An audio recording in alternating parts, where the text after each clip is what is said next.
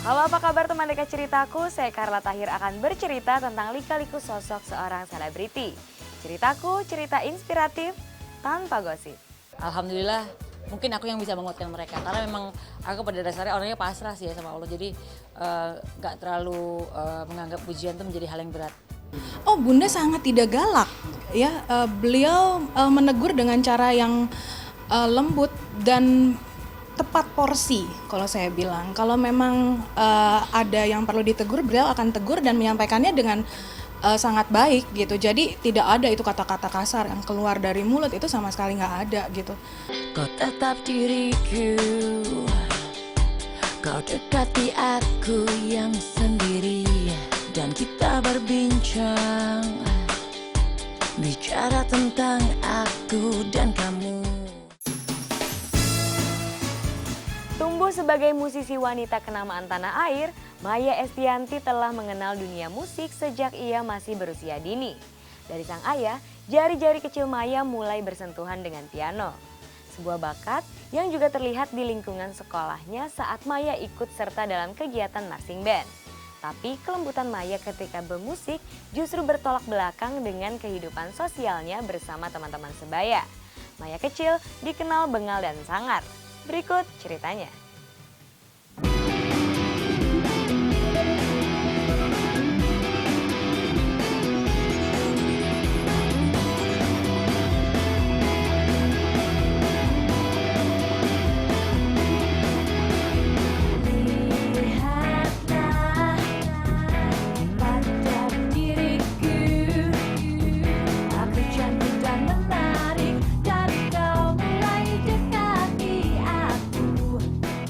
Tenggelam dalam dunia musik dan bisnis, Maya Estianty memiliki sepenggal cerita yang kini tersimpan rapi dalam sejarah hidupnya. Lahir di Surabaya, Jawa Tengah 27 Januari 1976, ibu tiga anak ini memiliki sepenggal kisah di masa kanak-kanak yang berseberangan dengan segudang aktivitasnya kini. Maya kecil adalah anak yang sangat gemar memainkan segala permainan anak laki-laki. Dan boleh dibilang, ia tak pernah suka terhadap koleksi anak perempuan seperti boneka. Kecil memang gue sangat terkenal dengan tingkah laku gue, mungkin kayak laki-laki ya. Doyan berantem. Waktu hari pertama di TK aku udah mukulin temen laki, jadi galaknya tuh galak laki-laki, galak-galak sangar sih sebenarnya, bukan galak yang bukan, tapi galak yang aneh lo, yang gue citak lo ya gitu loh. Saya ingat gue bahwa gue tuh nggak suka main boneka. Setiap ada kakak-kakak yang perempuan tuh dibeliin boneka, aku mungkin yang satu-satunya nggak pernah mau main boneka, nggak tahu kenapa. Mainannya tuh mainan kayak pistol, pesawat-pesawatan, terus mainan-mainannya tuh nggak bisa mainan perempuan pokoknya. Sangar dan tomboy adalah sifat yang disematkan pada anak Surabaya satu ini. Tapi musik bukanlah hal asing dalam hidup Maya. Sejak kecil, ia telah diperkenalkan dengan dunia yang kini membesarkan namanya. Adalah sang ayah yang membuat Maya kemudian melirik dunia musik. Sejak saat itu, ia kerap berhayal untuk menjadi seorang konduktor. Sebenarnya mungkin ayahku tuh ayah gue ya, yang memperkenalkan musik. Jadi beliau tuh seneng banget sama musik klasik. Nah, setiap beliau itu menyetel musik klasik, aku tuh selalu berkhayal bahwa kenapa musik ini indah banget ya. Terus aku berkhayal bahwa aku akan suatu saat akan jadi kondukturnya.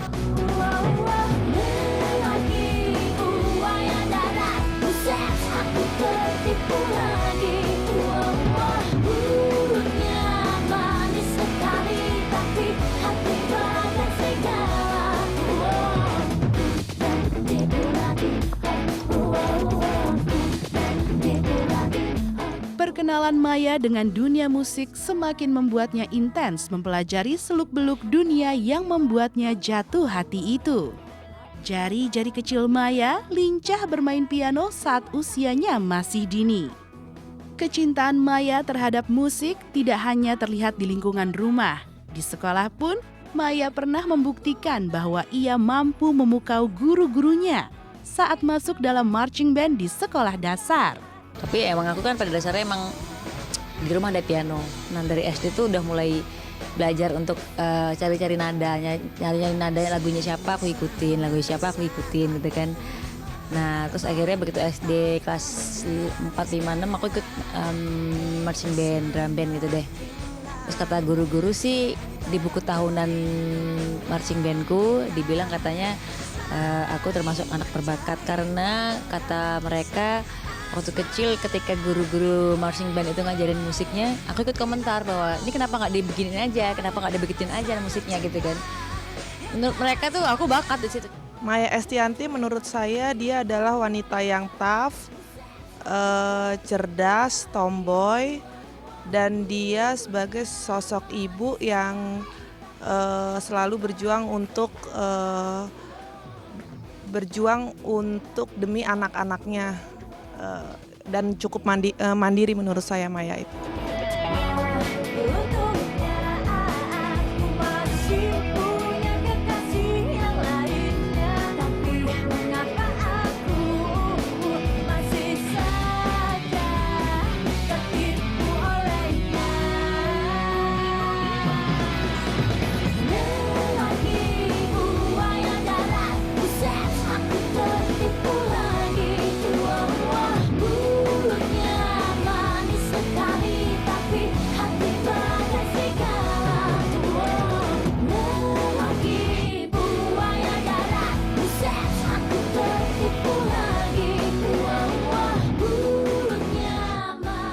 Jatuh hati pada musik sejak berusia dini, Maya menemukan titik terang ketika ia mendirikan duo yang ia beri nama Ratu. Bersama Pinkan Mambo, Maya merentang asa mengibarkan bendera grup mereka. Tapi hal itu tak bertahan lama, Maya menemukan Mulan Jamila lewat proses audisi. Lagi-lagi kerikil mematahkan harapan Maya. Tapi ia tak patah arang, bersama Mei-chan, Maya mengubah Ratu menjadi duo Maya dan bertahan hingga saat ini. Sebuah proses yang mengulur perjuangan panjang dalam perjalanan karir Maya Estianty. Simak ceritanya setelah yang berikut ini. Alhamdulillah mungkin aku yang bisa menguatkan mereka karena memang aku pada dasarnya orangnya pasrah sih ya sama Allah, jadi gak terlalu menganggap pujian itu menjadi hal yang berat.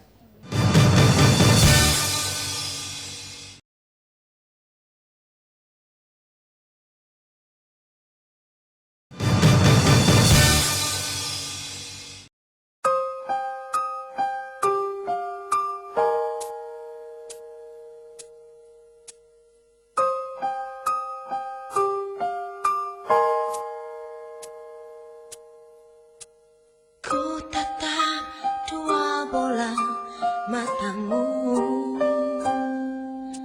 tersirat apa yang akan terjadi. Kau ingin pergi dariku, meninggalkan semua kenangan, menutup lembaran cerita. Oh sayangku, aku tak mau. Kecintaan Maya terhadap dunia musik berbuah manis di tahun 2003 saat ia membentuk duo yang ia beri nama Ratu. Bersama Pinkan Mambo, Maya tak bisa mempertahankan keutuhan duo mereka. Posisi Pinkan digantikan oleh Mulan Jamila lewat proses audisi. Tapi Ratu kembali diguncang prahara. Hingga kemudian Mei-chan masuk di tahun 2008. Inilah komposisi duo yang membuat Maya mempertahankan apa yang diretasnya hingga saat ini. Sejumlah kerikil karir yang harus ia hadang menghantarkan Maya sebagai sosok yang dikenal pantang menyerah. Maya Estianty itu seorang pekerja keras, ya, pekerja keras yang betul-betul komit dengan profesinya.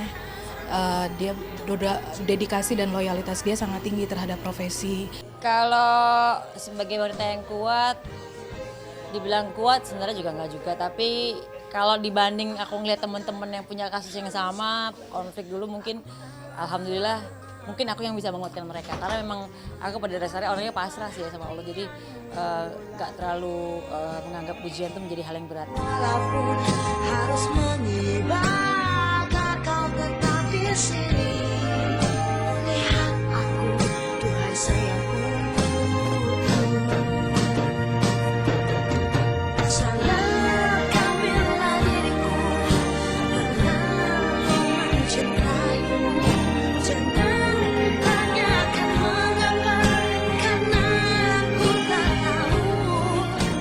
proses yang berat justru menempa Maya untuk menjadi seorang perempuan yang kuat.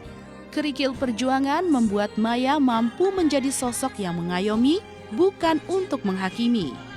Kesuksesan juga membuat Maya tak pelit berbagi ilmu.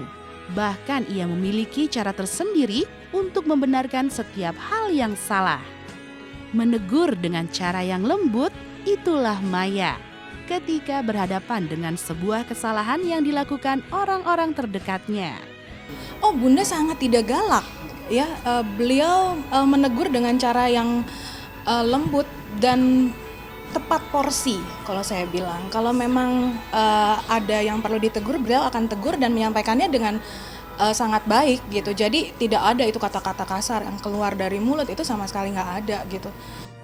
Keteguhan hati Maya untuk mewujudkan segala impian yang pernah terkatung dalam bayangnya bermula dari keinginan mementahkan paradigma bahwa perempuan selalu menjadi nomor 2. Bagi Maya, perempuan juga memiliki kesempatan yang sama untuk berkarya. Minimal aku bisa menginspirasikan orang-orang perempuan-perempuan bahwa perempuan itu bukan hanya sebagai orang yang nomor 2 gitu, bahwa perempuan itu mempunyai kesempatan, mempunyai kreativitas, mempunyai eksplorasi otak, mempunyai kesamaan derajat oleh laki-laki. Jadi aku cuma pengen nunjukin bahwa kita perempuan tuh benar-benar yang kita perempuan harus benar-benar bisa. Kita punya kemampuan yang sama, bisa juga sebagai pemimpin dan segala macam. Jadi ya buat aku jangan pernah segan untuk memajukan diri sendiri sebagai wanita.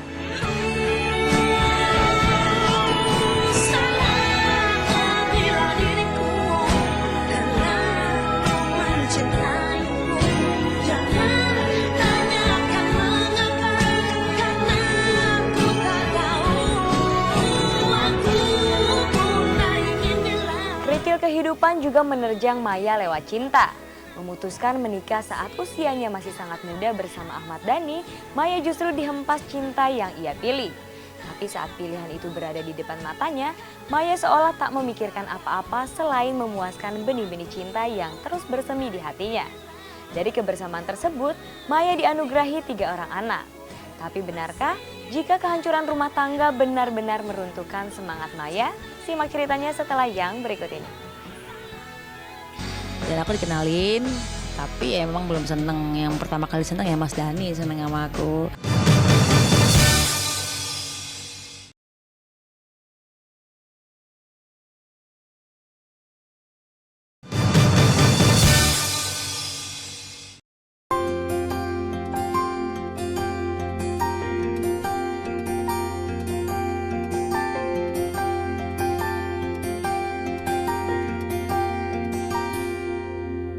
Hari ini ku terima kabarmu, kau tanya apakah ku baik saja. Jejak masa lalu Maya Estianty juga mengantarkannya pada kisah cinta yang mungkin menyayat luka. Tapi ketika cinta itu berbenih dalam hatinya, Maya tentu tak menyangka bahwa akan mengalami kegagalan dalam membina rumah tangga. Bersama Ahmad Dhani, Maya pernah bersama dalam satu keluarga. Kebersamaan yang berawal dari sebuah perkenalan yang tidak sengaja antara dirinya dengan sang mantan suami. Aku ketemunya kelas 2 SMP, 14 tahun, pas hari ulang tahunku. Kebetulan sahabatku kan si Ade itu kan tahu kalau aku memang suka main piano dan nggak belajar. Terus dia bilang, teman aku juga pintar main piano loh. Tapi temanku yang sahabatku namanya Ade tuh emang seangkatan sama Dhani. Dia kelas 2 SMA, aku kelas 2 SMP. Terus dia bilang, aku juga punya temen loh Mai gitu, yang pintar main piano. Mungkin kamu bisa sharing sama dia, bisa ngobrol apa gimana. Dan aku dikenalin, tapi ya memang belum seneng. Yang pertama kali seneng ya Mas Dhani seneng sama aku. Memutuskan menikah di usia yang sangat muda, Maya sempat ditentang orang tua. Tapi apa boleh dikata, pilihan Maya untuk bersanding dengan Ahmad Dhani justru berujung perpisahan di tahun 2008 lalu. Dari pernikahan mereka, Maya dikaruniai 3 putra, Ahmad Ghazali, El Jalaluddin Rumi, dan Ahmad Abdul Qadir Jailani. Ketika waktu terus berputar, Maya seolah enggan untuk kembali mengguratkan kisah asmara. Ya kalau dibilang saya nggak pengen punya pacar tuh salah ya. Tapi saya juga dibilang mau kawin sekarang juga nggak mau juga gitu. Tapi jadi go with the flow aja. Kalau misalnya ada yang terbaik dikasih Allah saya terima. Kalau misalnya belum ada ya jalan aja. Kita lakukan yang terbaik apa yang aku bisa. Jadi nggak perlu harus mentarget aku harus tahun sekian harus kawin, tahun sekian harus kawin. Enggak. Karena buat aku semua sudah diatur sama Tuhan. Jadi ya kapan aja anytime Tuhan mau ngasih besok, mau kasih tahun depan, 2 tahun lagi ya itu terserah Tuhan. Jadi aku go with the flow aja.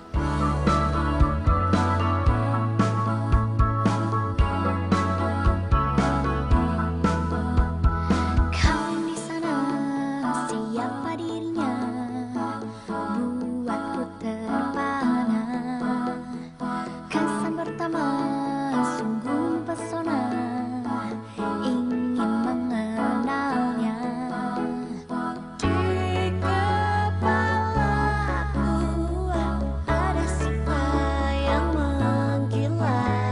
Sebagai wanita normal, Maya tentu ingin kembali menyandarkan cintanya pada seorang pria. Tapi entah karena luka yang masih membekas dalam raganya, Maya tampak masih betah dalam kesendirian. Bahkan dalam kesendirian ini pula, Maya bisa berkarya tanpa terganjal rasa apa-apa. Oh orang tua apalagi mereka udah yang ya maunya saya menikah karena kalau kelamaan sendiri juga takutnya kebablasan ya karena emang keasikan sendiri lama-lama jadi nggak baik juga nanti orang menggosipin apa menggosipin itu ya kan ya sebaiknya sih menikah ya tapi ya saya bukan fokus utama di situ yang pasti yang luar biasa dari Tuhan lah aku nggak mau muluk-muluk yang pasti kalau misalnya nanti dapat jodohnya istiqaroh nggak boleh ya aku mundur kalau misalnya aku dapat jodohnya harus istiqaroh dibolehkan Allah ya aku akan menikah gitu karena buat aku nggak mau mengalami kegagalan 2 kali. Bunda Maya itu orangnya kelihatannya humble sih dan nggak terlalu ngartis sih kalau menurut saya. Terus sukses untuk hitungan single mother, single parents, itu sih. Aku yang selalu punya sejuta cara untuk merayu. Tapi yang terjadi aku seperti ini. Ku bingung sendiri. Saat waktu terus berputar, Maya juga tak ingin berdiam di titik yang sama. Bukan sekedar menjadi musisi, Maya juga mengepakkan sayap merambah dunia bisnis. Karaoke adalah bisnis yang kemudian ia pilih. Tapi hal itu tidak serta-merta membuat Maya melupakan begitu saja kecintaannya terhadap dunia bermusik. Simak ceritanya setelah yang berikut ini. Aku persiapkan dari sekarang aku akan mundur gitu loh secara baik-baik gitu. Karena buat aku toh aku juga udah puas lah ya gitu loh. Toh aku pengen punya mainan lagi baru sebagai pengusaha perempuan record label gitu loh.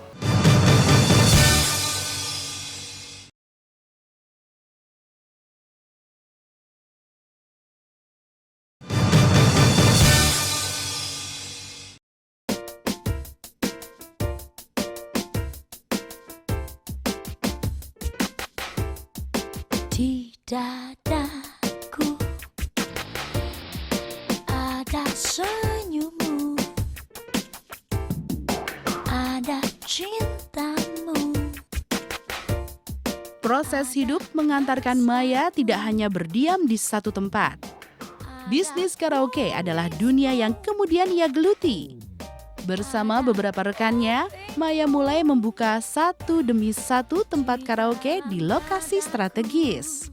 Kalau karaoke itu emang dari dulu ya. Dari dulu pengen banget punya karaoke dan sudah mungkin 2 tahun lalu saya selalu ngajak orang lain untuk bekerja sama dalam hal karaoke. Terus kemudian kebetulan waktu itu mungkin waktu saya baru mulai usaha di klub ya. Terus kemudian baru tahun ini ya Pak ya, baru bareng terus kemudian alhamdulillah ya Allah semuanya karena tangan besar Allah ya. Gitu.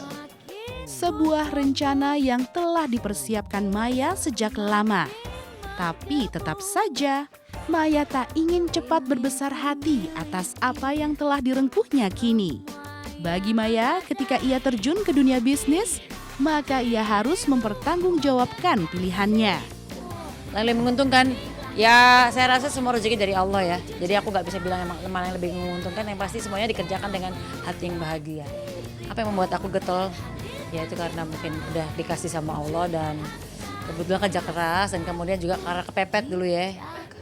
Kepepet dulu karena cerai jadi ya pada akhirnya saya juga berusaha kerja keras tapi juga itu karena garis tangan. Nasib Allah. Jadi nasib dikasih sama Allah.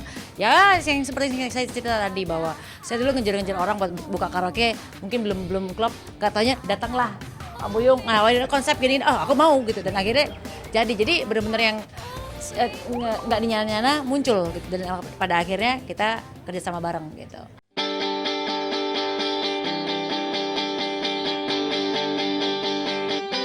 Kau tetap diriku, kau dekati aku yang sendiri, dan kita berbincang, bicara tentang aku dan kamu. Kau mulai menggoda dan ku balik merayu kamu. Ku bilang kau seksi. Ketika bisnis karaoke telah menunjang ekonominya, Maya mengaku tak ingin berhenti berkarya dalam dunia musik. Dunia yang mengajarkannya mengungkapkan apa yang ia rasa dalam bentuk nada-nada dan lantunan suara. Bernyanyi telah menjadi bagian tak terpisahkan dalam hidup Maya Estianty. Kalau musik, aku tidak mau berhenti. Tapi kalau sebagai performer aktif nyanyi kemana-mana, aku persiapkan dari sekarang aku akan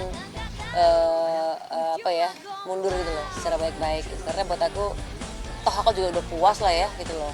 Toh aku pengen punya mainan lagi baru sebagai pengusaha perempuan record label gitu loh. Sangat nikmati itu, dahsyatnya diriku,